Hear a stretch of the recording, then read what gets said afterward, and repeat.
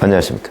2024년 12월 25일 최병무의 팩트 시작하겠습니다. 요새 정국의 중심은 한덕수 대통령 권한대행이 될 수밖에 없습니다. 왜 그러냐면 야당의 공세가, 특히 이재명 대표 중심의 공세가 한덕수 대행에 집중되고 있기 때문에 한덕수 대행이 어떤 선택을 하느냐에 따라서 정국이 또 출렁거릴 수밖에 없는 거죠. 그만큼 지금 야당은 한덕수 대행에 대해서 우리가 시키는 대로 안 하면 뭐 쉽게 말하면 죽여버리겠다 이거죠. 그게 탄핵을 하겠다 이런 겁니다. 그러면 한덕수 대행은 어떤 선택을 해야 될 것인가? 민주당이 시키는 대로 해야 될 것인가? 아니면 소신대로 해야 될 것인가? 이런 부분에 지금 직면해 있고 아마 한 대행의 고민도 그 지점에 있을 것이다. 나라를 생각하면 여기서 윤석열 대통령이 탄핵된 마당에 윤석열 정부의 국무총리가 아니고 대통령 권한대행으로서 이 사태를 어떻게 안정적으로 이끌고 가고 그 다음으로 뭐 윤 대통령이 뭐 헌재 결정에 따라서 직무에 복귀하든지 아니면 탄핵이 인용돼서 대선을 치르든지 그때까지의 과정을 안정적으로 관리하는 것이 목표일 텐데 그 안정적 관리를 지금 이재명 대표가 방해하고 있는 거죠. 저는 뭐 또 다른 그 국헌문란이라고 봅니다. 그러나 그거는 지금 현재 누가 뭐 수사하고 있는 것도 아니지 않습니까? 그런 상황 가운데 이제 한덕수 대행의 고민이 있다. 그러다 보니까 한덕수 대행이 본의 아니게 정국의 중심인물이 됐다. 이런 거죠. 어제 한덕수 대행이 우원식 국회의장님을 중심으로 우리 국회가 헌법과 법률에 부합하는 해법을 마련해 주실 것을 간절히 기대하고 있다. 이렇게 우원식 국회의장의 중재를 요구를 했는데 우원식 의장은 우문우답을 했습니다.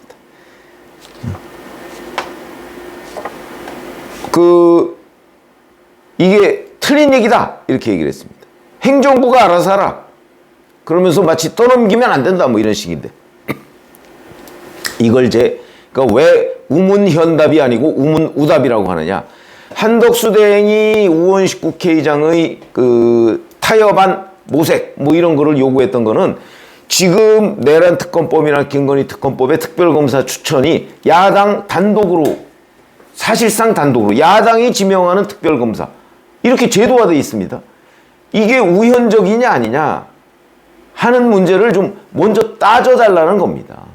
그래야 만약에 그게 우현적이 아니다 그러면 한덕수 대행이 뭐 그러면 공포할 수 있는 거고 왜냐하면 행정부가 그 문제를 검토해 보니까 이게 우현적 요소가 있다는 거거든요.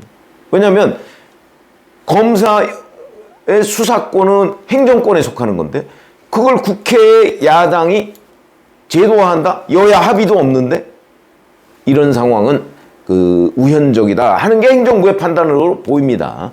그러니까 이 부분을 좀 중재를 해달라는 거였는데 우원식 국회의장이 그런 생각이 없다. 이건 국회 운영이 규칙을 바꿔서 한 거기 때문에 뭐 우현적이 아니다. 뭐 아마 이렇게 판단을 하고 있는 것으로 보입니다. 저는 글쎄 그뿐만 아니고 헌법재판관 임명을 대통령 권한대행이 할 수 있느냐 없느냐 이 문제도 할 수 없다는 게 아니고 그걸 좀 정리를 해달라는 건데 우원식 국회의장은 그거 다 정리됐다는 식입니다. 그렇지 않죠. 2017년에 민주당의 추미애 대표가 지금도 그 기사가 있습니다. 대통령 권한대행이 헌법재판관을 임명한다는 것은 어불성설이다. 이런 기사가 있습니다. 그런 게 있기 때문에 지금 이게 논란이 되는 거죠. 그런 거 없으면 대통령 권한대행은 대통령의 권한에 준하는 모든 권한을 행사할 수 있다. 헌법재판관 임명도 당연히 할 수 있죠. 그런데 2017년에 바로 지금 민주당의 전신인 추미애 민주당 대표가 그런 얘기를 했기 때문에 그래서 이제 지금 논란의 대상이 된 거죠. 그거 좀 정리를 해주면 되는 거 아닌가요? 그래야 깔끔해지는 거죠. 더군다나 지금 대통령 권한대행에 대한 탄핵이 의결 정족수가 200명이냐 151명이냐 이것도 만약에 지금 그대로 넘어가면 어떻게 되겠습니까? 자, 그래서 다시 이제 그 우원식 국회의장이 난 몰라 뭐 이런 식으로 나오니까 한덕수 대통령 권한대행의 고민이 시작될 수밖에 없는 가운데 민주당은 자, 헌법재판관 지금 다 이제 청문 보고서 채택 완료하고요. 26일 내일입니다. 내일까지 임명 안 하면 탄핵하겠다. 지금 이렇게 또 으름장을 놓고 있습니다. 원래는 어제까지 어제 본회의에 보고하겠다고 했던 거거든요. 자, 이렇게 되면 한덕수 대행의 탄핵 초읽기 뭐 이런 셈입니다. 그런데 의결정족수는 현재 확정 안 된 상태에서 지금 현재 우원식 국회의장의 태도를 보면 아마 189명 개혁신당 빼고, 개혁신당도 모르죠. 뭐 어떻게 될지. 근데 하여튼 189명이나 192명이 찬성을 하면 가결되었음을 선포합니다. 지금 이럴 태세입니다. 그러면 이제 한덕수 대행은 어떻게 할 것이냐. 가결됐으니까, 그러면 나는 직무정지, 나는 이제 아무것도 안 해. 이렇게 할 것인가. 아니면 200명, 대통령 권한대행이기 때문에 200명이 의결정족수입니다. 라고 하면서 직무대행을 계속 할 것인가.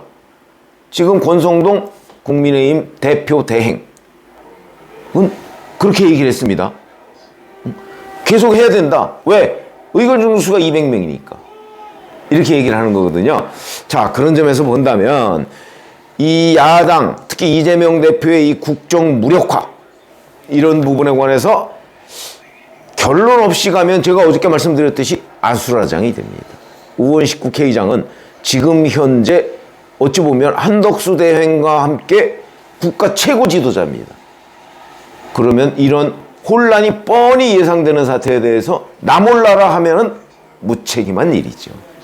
저는 우원식 국회의장이 나서야 한다 이렇게 생각을 하는데 어쨌든 현재 그런 상황이다. 그런데 또 하나 주목할 만한 보도가 나왔습니다. 한덕수 대행이 23일 어제 그저께죠. 주변에 이렇게 얘기를 했다는 거죠. 최상목이한테 각오 단단히 하라고 해. 뭐 농담 반 진담 반 얘기했다 이렇게 얘기를 하는데 저는 여기에 진담이 절반 이상이라고 생각을 합니다. 무슨 얘기냐. 한덕수 대통령 권한대행이 탄핵이 되면 그 다음 순번은 최상목 경제부총리가 대통령 권한대행을 해야 됩니다. 우리나라에서 경제부총리가 그러니까 총리 말고 부총리가 대통령 권한대행을 한 경우는 없습니다. 이재명 대표가 누구도 가보지 않은 대한민국 헌정사에서 한 번도 가보지 않은 길을 지금 가고 있는 겁니다. 이게 불법인지 우연인지 지금 잘 모릅니다. 뭐 헌법재판소나 이런 데서 제대로 심리해 본 적이 없기 때문에. 자, 그런 점에서 본다면 한 대행의 이 최상목이한테 각오 단단히 하라고 해 하는 게 농담일 수가 없다. 그러니까 결국 한덕수 대행은 민주당이 뭐 내일은 혹시 아닐지 몰라도 왜냐면 헌법재판관 임명을 해달라라고 국회에서 이제 대통령 권한대행한테 이송이 오면 대통령 권한대행이 검토할 시간은 줘야 될 거 아닙니까? 그냥 시키는 대로 합니까? 그렇지 않을 거거든요. 검토할 시간이 최소한도 며칠은 걸릴 것이다. 그래서 만약에 이거 뭐 합법적이다 라고 얘기하면 한덕수 대행이 뭐 그거 뭐 임명 안 하겠습니까? 그러나 그런 시간도 주지 않고 도착 즉시 결재해라. 그건 얘기가 안 되죠. 그건 아마 국민적 공감도 있지 않을 겁니다. 검토도 안 하고 민주당이 시키는 대로 해라? 한덕수 대행이 그렇게 할 리도 없고 할 수도 없죠. 해서도 안 되고요. 자, 어쨌든 국무회의 무력화 얘기도 지금 나오고 있습니다. 노종면 의원, 원내 대변인이라고 하죠. 뭐 한 5명 정도를 줄탄핵을 해서 국무회의가 사실상 기능을 못하도록 하고, 그 다음에 이것이 그렇게 되면 이제 법안을 국회에서 민주당 단독으로 만들어서 정부로 보내면 정부에서 15일 내에 결정할 사람이 없습니다. 국무회의가 무력화되어 있으니까. 그 상태가 되면 법안은 그냥 공포됩니다. 확정됩니다. 그러니까 결국 민주당이 정권을 인수한 거나 마찬가지가 되는 거죠. 거의 국헌문란의 목적이 있다. 이렇게 얘기할 수 있는 것 아닌가요?